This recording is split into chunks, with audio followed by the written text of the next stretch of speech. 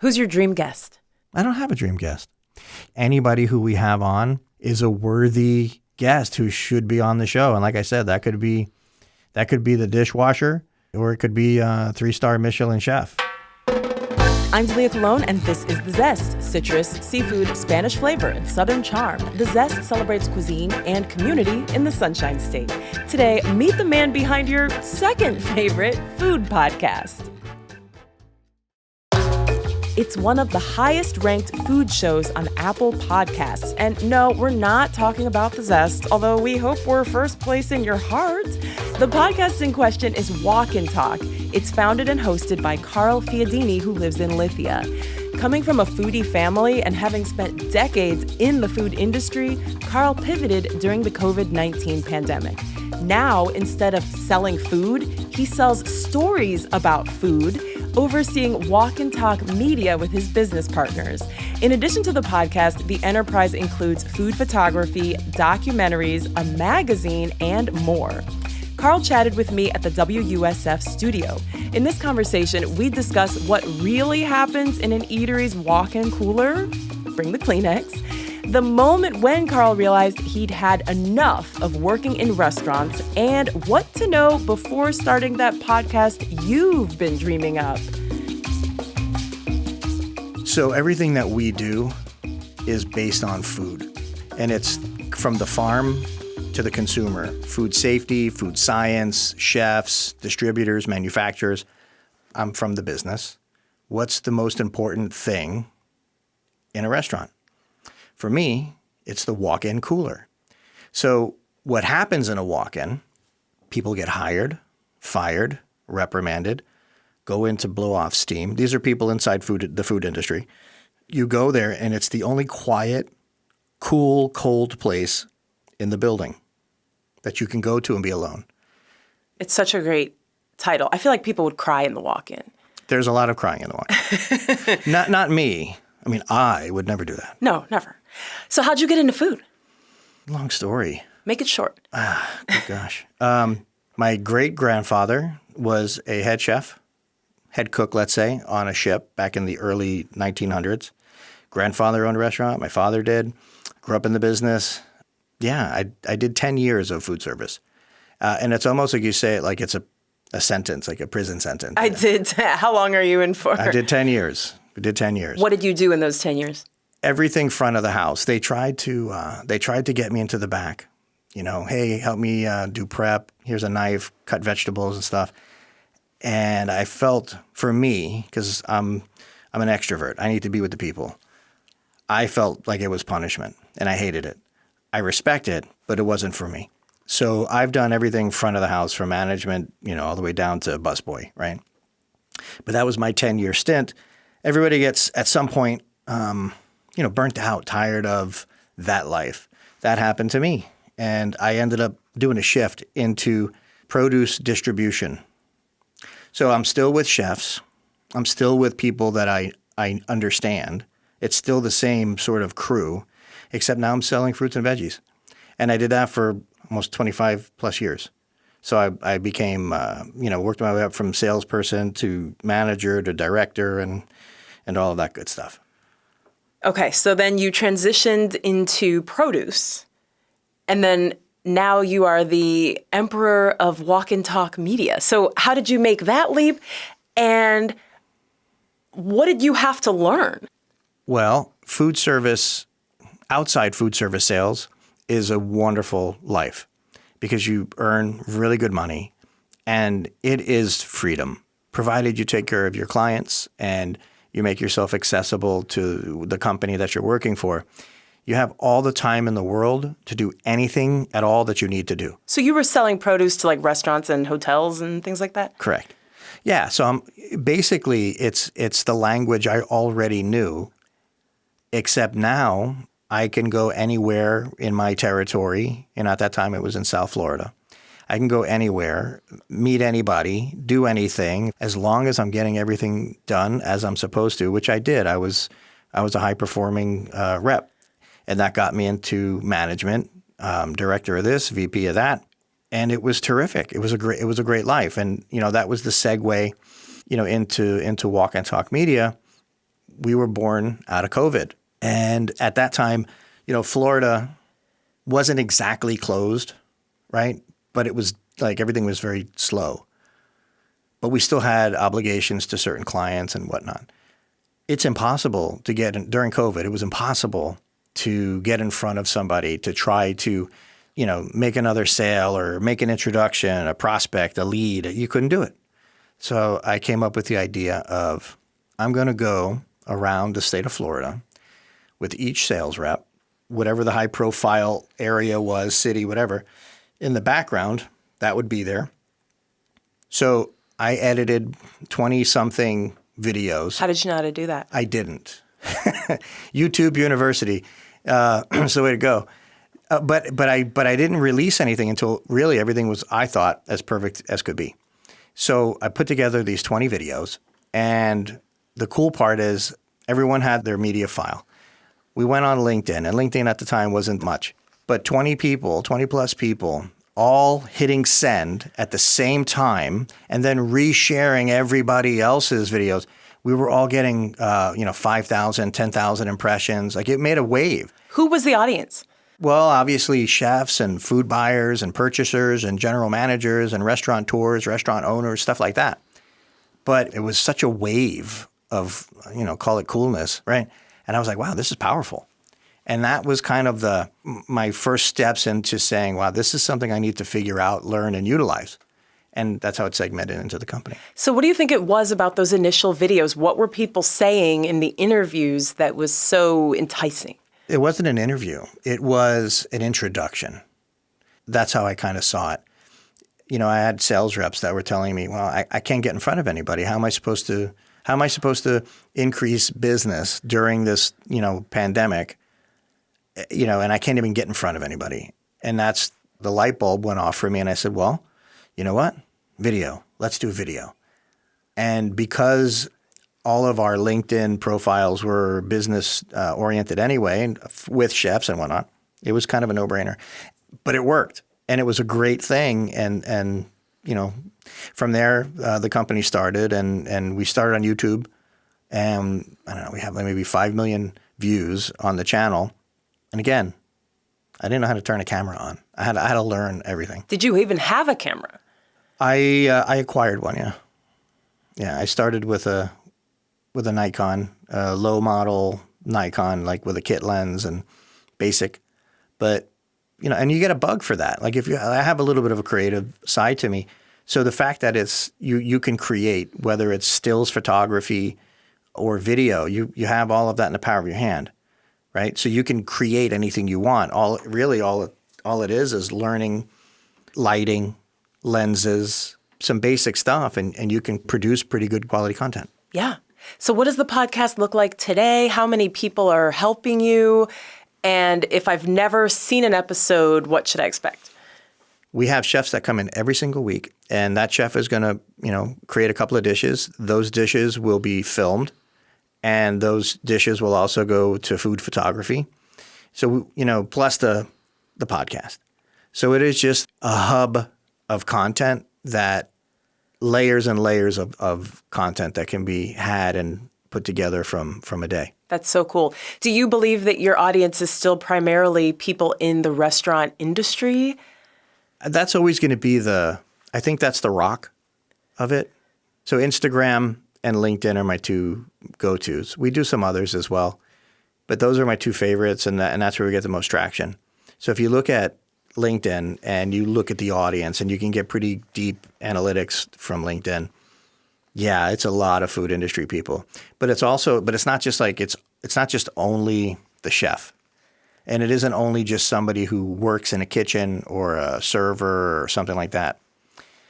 It's distributors, manufacturers, farmers, insurance brokers, people that are on the periphery of the food industry, all part of the industry, but like not what you would consider like, hey, is it all chefs? No, it's not. It's a whole litany of variety of guests that we have on. I think that's what's so cool about it, because it's the walk-in talk, and it's like we're being allowed into this inner sanctum where we normally wouldn't be allowed to go. When we first started, a lot of the content really was about like, all right, we're going to pick up this rock and show you what's living underneath. That was the beginning. And there's only so much, I think, there's only so much of that you can do before it becomes mundane. You know, it gets a little bit overdone.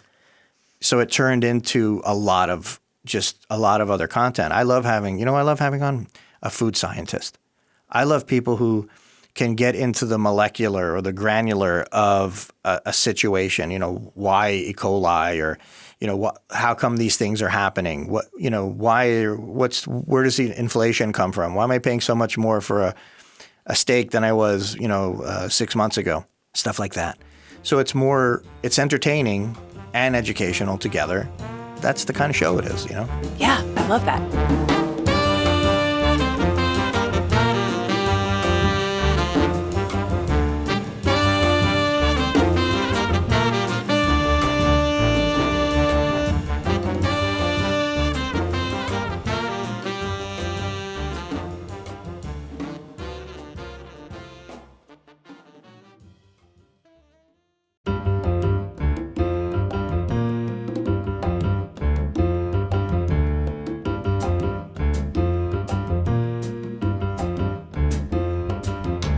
So where is all of this happening? And are you still doing it by yourself?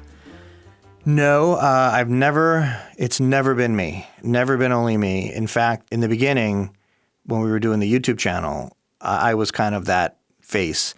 And it was sort of influencer-esque. And I realized that I didn't want to be, that's not me. I don't need to be in the front of the camera. I don't need to be, hey guys, look at me. I don't need that. But I still do want to build the business, and I want to continue with the vision. I have a terrific team of people. John Hernandez with Ibis Images. He's a 35-year brother to me. And if it wasn't for him in the beginning, I wouldn't be sitting here. I think he's top 5 best food photographers anywhere, plus his graphic design skills and all that stuff. We've known each other so long. I express something to this cat, and he just makes it happen. I'm like, hey, this is what I'm thinking, what I'm looking for, and he puts it on paper. He makes it. So, John, I've got Pooch Rivera, who is a chef out of New Orleans. He's a decorated chef too. He's not cooking much anymore, but he's been on a bunch of TV shows. He has a pivotal role with Walk and Talk Media. And then there's that's the main core. And then it kind of ripples out from there. So there's a ton of, I call them culinary contributors. So these are chefs that I know or have met and now know who have the goods in the kitchen. They can cook. They have the right personality. They're nice human beings. I don't like to associate with selfish people or people with attitude or, any of that. So these are these are good people, and I feel like they deserve a platform.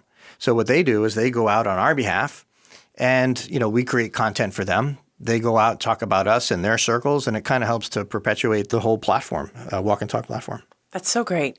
Everybody wants to be where you are. Everybody wants to have the #1 Apple podcast in their category, including us. We would love to knock you out of your spot, but I don't know if that's going to happen anytime soon. You want to put them up? I'm glad you're here. Absolutely not. No, we're just trying to keep up with you. It's fantastic that you're here. What is something people may not know from the outside of podcasting? Take us into the walk-in of podcasting. What's something that's maybe it's harder than it looks, or people don't understand from the outside? Well, that's a hot one. So if you go on any podcast group, and there's 5,000 members in this group, right? And ultimately, every day you'll get a notification with somebody asking or saying, hey, I'm starting my podcast. How do I make money with this? And the truth is, you should put that in place before you start. You should have a plan of how does this monetize, unless it's a hobby. If it's a hobby, that's cool. If you want it to be a business, you need to put that in the front. Your action plan has to be kind of in the front. But that shouldn't be something you're worried about in the beginning. You need to know it. You need to be aware, right? But the work that goes into producing one stinking episode is ridiculous. Who are you telling? Yeah, right. So it's insane. And I think the worst part about all of this, and you could probably attest to this. Why are we doing this? No, because I enjoy it. I really do enjoy it. I want to know what you enjoy about it, but tell me the worst part. Scheduling. Yes. Scheduling.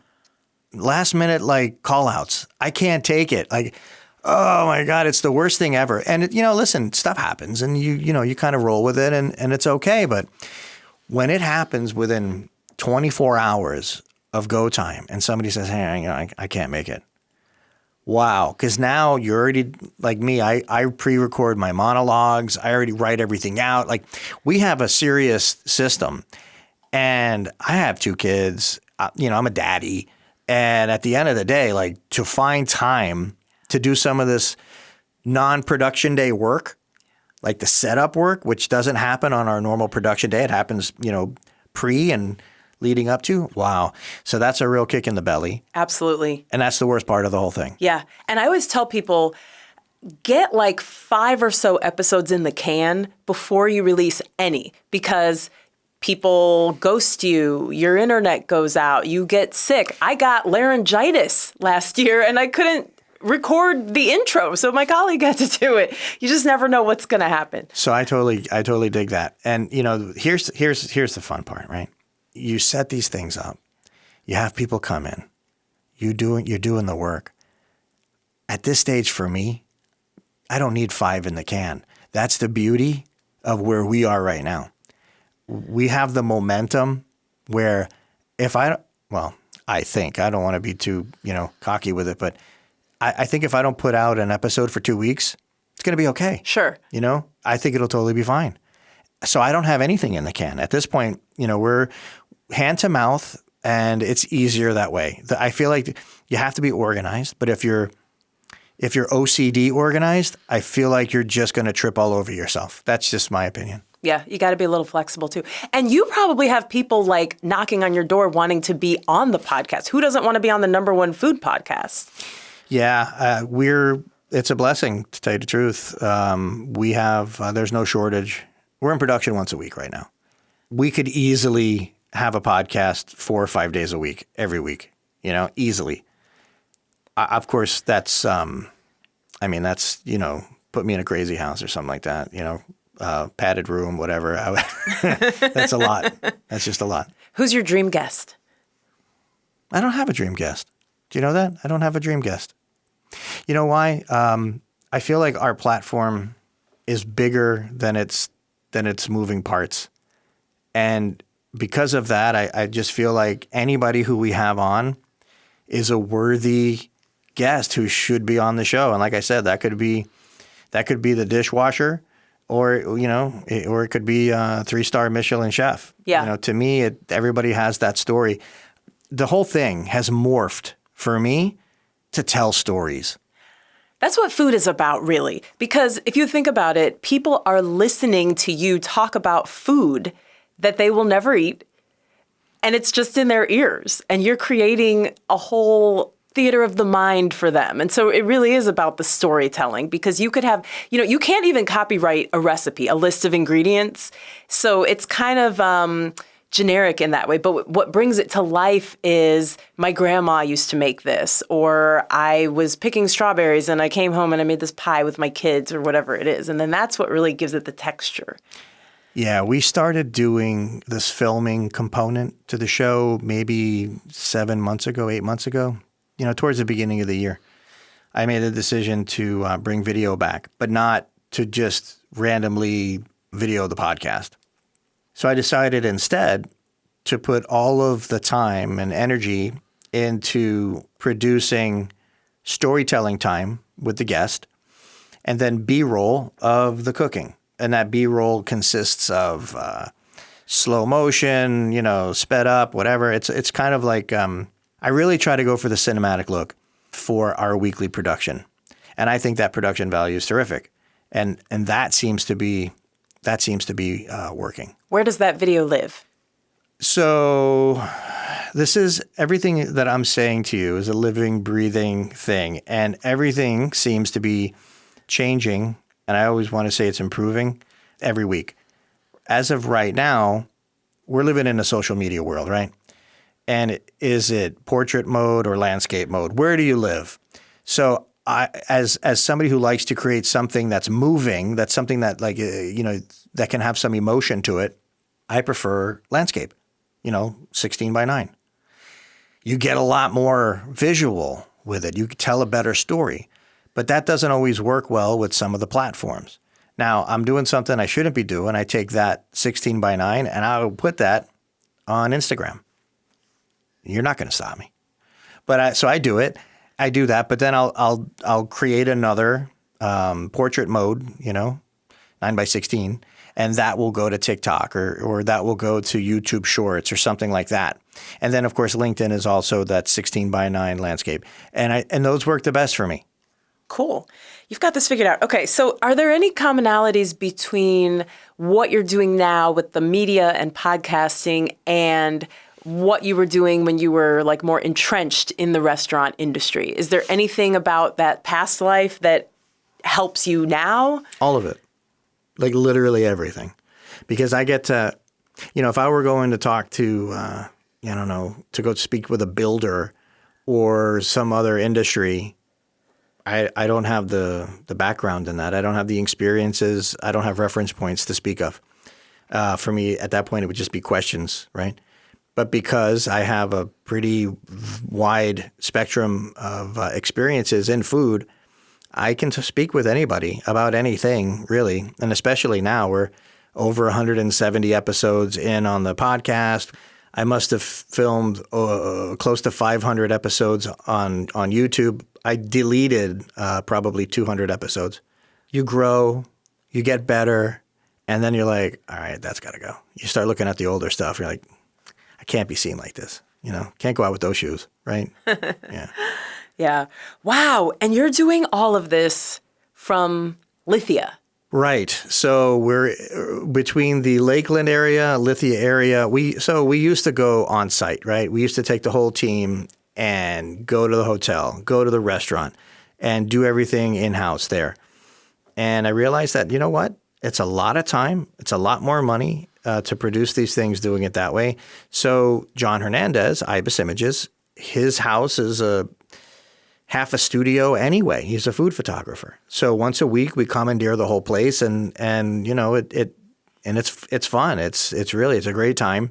A lot of camaraderie, a lot of relationship building between brands, brand partners, sponsors, the guests that come on. It's really cool. So yes, a lot of our action now takes place in the Lakeland, call it the greater Lakeland area. Fair enough. Okay. But I do have to give a shout out to Lithia because our mutual friend Carla Stockton, our kids are on soccer team together. She said, my neighbor has the #1 food podcast. Maybe you should have him on your show. So thank you, Carla. I'm bringing her dinner tonight to soccer. Carla is awesome. But isn't it kind of crazy? You never know who's listening, who's paying attention. Like you're sitting in your house or in the studio in Lakeland and you have a far reach.